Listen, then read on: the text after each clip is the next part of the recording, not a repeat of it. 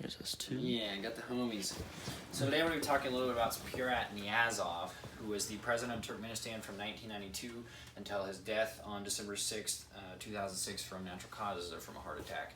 So I'm going to start by talking about his childhood and how he rose to political power, and then I'm going to discuss what were ways that he was able to maintain power, or how he essentially became a dictator and ruled by the rules of ruling put forth by the Dictator's Handbook.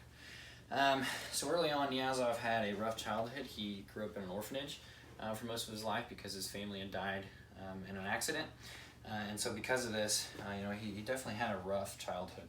But he was able to earn a valuable reputation with the Soviet Socialist Republic, or SSR, early on in his life because Turkmenistan was in charge or under the control of the Soviet Union.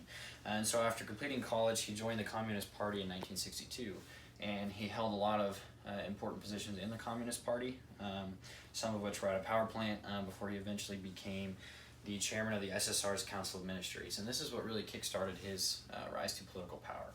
But in the meantime, a lot of the Turkmenistan people, or the Turkmens, were very upset with the control of the Soviet Union, and so because of this, they eventually became an independent. They became their own country, or their independent country of Turkmenistan. And so on October 27, 1991, Niyazov and the Supreme Soviet declared Turkmenistan independent from the Soviet Union control.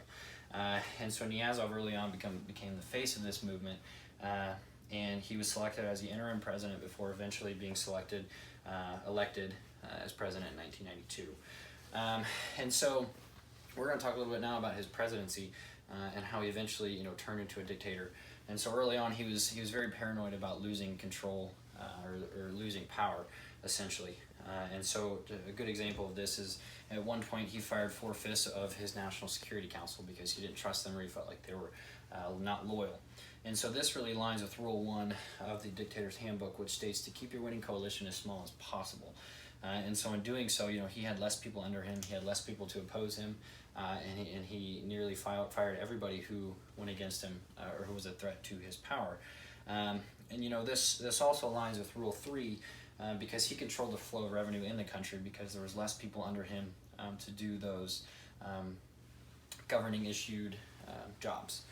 And so ethically this is wrong because he was taking away the free speech of the Turkmenistan people, or of the Turkmens, but unfortunately it did not stop there. So Niyazov was able to put forth a lot of powerful propaganda, and so probably the biggest one, or the biggest example of propaganda, was the Runama, which is a text written by him, which was an autobiography. It included personal poetry and a list of personal beliefs, and it was required by all people to be read. And so this really violated a lot of the human rights that the Turkmens felt like they had, or lacked in this case. But they weren't the only people that understood this. In 2003, a State Department fact sheet by the United States government showed a downturn in bilateral relations because of the human rights record in Turkmenistan. So but while the U.S. and the Turkmenistan people realized that they were lacking human rights, it was still not enough for Niyazov. I mean, it didn't really sway his opinion on how he ruled the people. Probably the greatest shift in his political power, the greatest point in his political term as president came in 1999, where he hand-selected candidates for his national parliamentary elections. And so in return, these people named him president for life. And this aligns with Rule 4 of the Dictator's Handbook, which says to pay your key supporters enough to keep them loyal.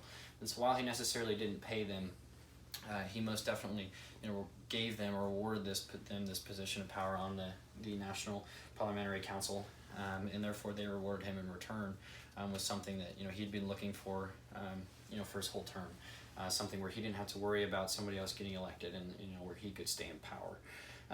Ethically, the ethics here is lacking because the people had no say.